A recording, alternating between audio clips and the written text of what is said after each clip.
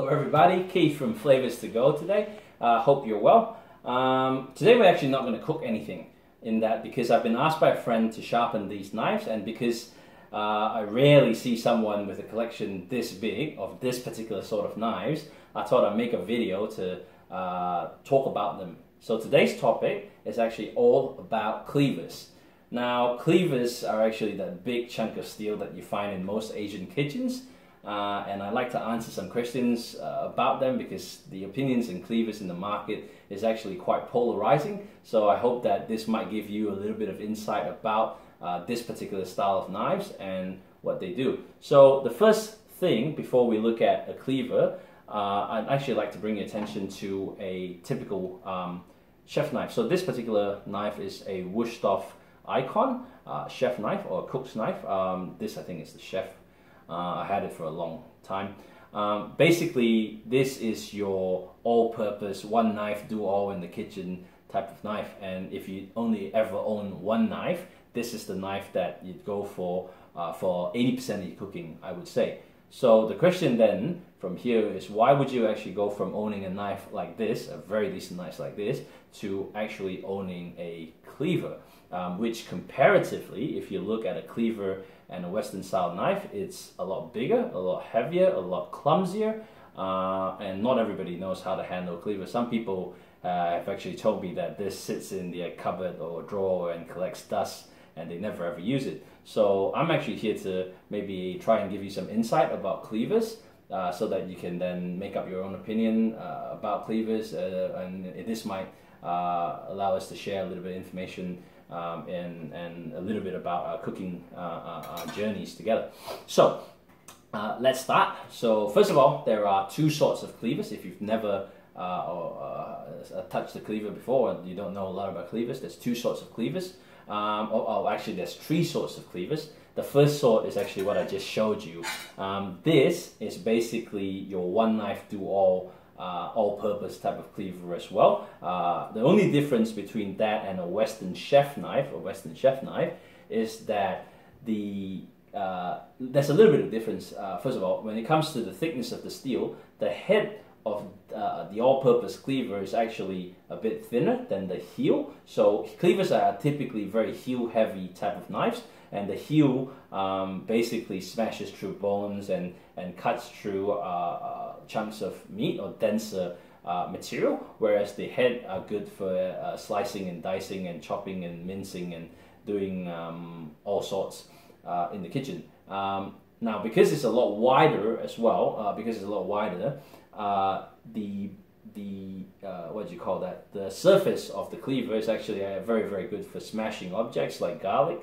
And yeah, so basically it's just a very, very different type of knife versus a Western style knife. So there's the all-purpose cleaver. If you don't want to own something so big, I would recommend something like that. In that, because it's small, it's nice to handle, it's stainless steel. And if you actually look at this particular style of cleaver, and this particular brand is actually called 18座 or 18, and it's actually a Chinese brand. It's made out of stainless steel. If you ever just wanted one cleaver, this is what I would opt for. In that it's stainless steel, it's easy to maintain, it comes with a nice wooden handle, and you see this polish before the cut line of the cleaver. Now, what this does is it actually prevents vegetables or material from sticking too much to the body of the blade. Now, the other thing about this knife is because it's an all-purpose knife as well, the heel is a lot thicker and the head of the knife is thinner.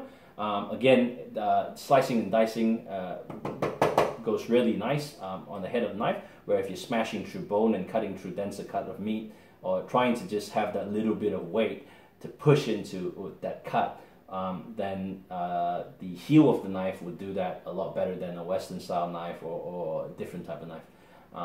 Yeah, so this is the one knife all-purpose type of cleaver that I was talking about. So I'll just put this aside. Moving on, the meat cleavers. So you actually have cleavers that cut into meat.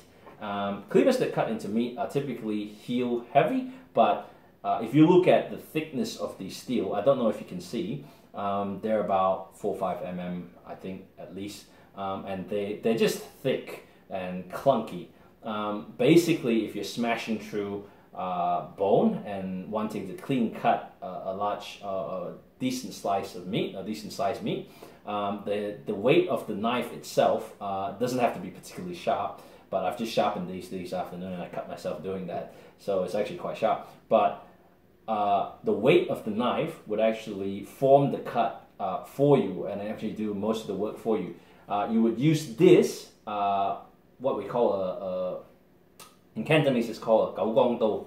A 九江刀because it's a hatchet-shaped knife, hatchet shape, so you hack into meat and bone with this.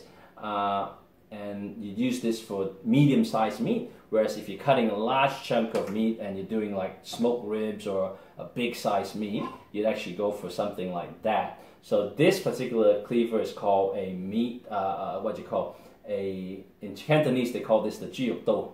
And basically what they do is they take a whole pig apart or a whole cow apart or a whole lamb apart, with this particular knife, and the reason being because it's such a heel-heavy knife.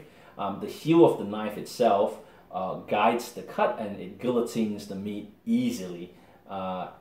If you've ever used it, you know. Otherwise, it's just really badass to hold one. So this is a particular style of meat cleavers. Give you a little bit of information or introduction of meat cleavers. The second type of cleaver that we have is actually what I would call a thinner cut, thinner type of cleaver, and this is the vegetable style cleaver. So you'd actually use a thinner cleaver like that for vegetables. They're very, very good for slicing, dicing, peeling off skin of radishes. Well, this one's a bit different. But I have the tendency to prefer this a bit more than a Japanese nakuri knife. And the reason being is the body of the knife is a lot wider and it just cuts through vegetables just that little bit more.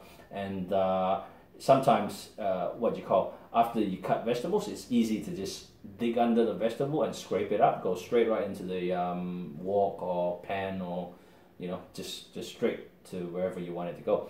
So I use this. I would use this a lot in the kitchen for vegetable cutting, more so than any other knife, if you ask me. So if I had to cut vegetables, this is my go-to knife.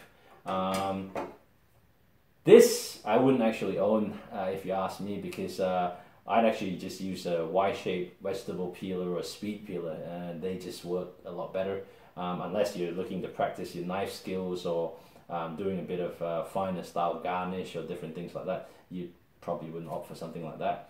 So yeah, but it does cut vegetables. Otherwise, it's a decent enough sized knife and it cuts through pretty much anything. It's sharp. So before I go on any further, I just want to tell you a little bit about this brand of cleavers. These are actually a set of cleavers made in Hong Kong. And if you look at, and the brand of the cleavers are actually called CCK. So CCK or CCK has been around for a while. And they've actually started making carbon steel cleavers. And then they opted now to make different type of cleavers, stainless steel cleavers, and yeah. So the good thing about them is they make a variety of cleavers that are thick, thin, to suit all different kinds of kitchen needs.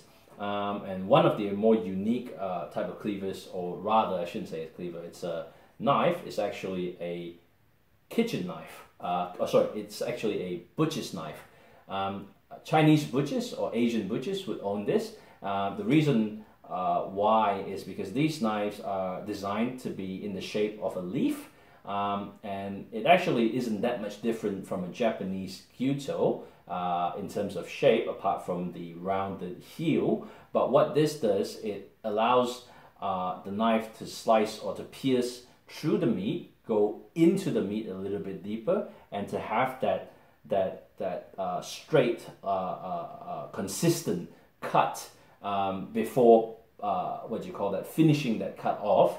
So when you actually slide this through meat and then you cut out, it actually produces that clean cut without material or staining the knife too much. So it just gives it that very, very nice cut. I should actually make a cut video or a cutting video with these knives, but I have to return this, so I might do that next. If you looking to do this, actually cuts through cut into meat and cut into fishes pretty well. So if you're looking to fillet a little bit, you would use something like that. Otherwise, unless you're a chef, you wouldn't actually buy something like that. I actually recommend these sort of knives a little bit more.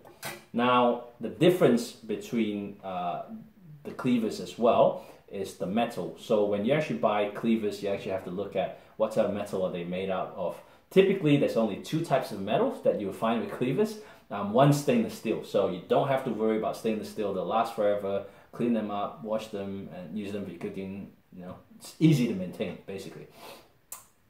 These particular brand of CCK cleavers, and what CCK is actually famous for, they actually stay sharper for a longer period of time, and that's because it's actually made out of carbon steel. Now, carbon steel, the only thing about carbon steel, for one, is it's very, very susceptible to rust. So what you would actually need to do with these cleavers in terms of maintaining it is after every now and then, and after cutting them, wipe them. If you're just cutting vegetables, I wouldn't actually wash them too much. I'll just rinse it with water quickly, wipe the water off. If you're cutting meat, wash it immediately, take it out of the, don't leave any material on it, take it out of, don't leave it for dishwasher, it's not good for dishwasher. Just basically after cleaning it, what I'm saying is, after cleaning it,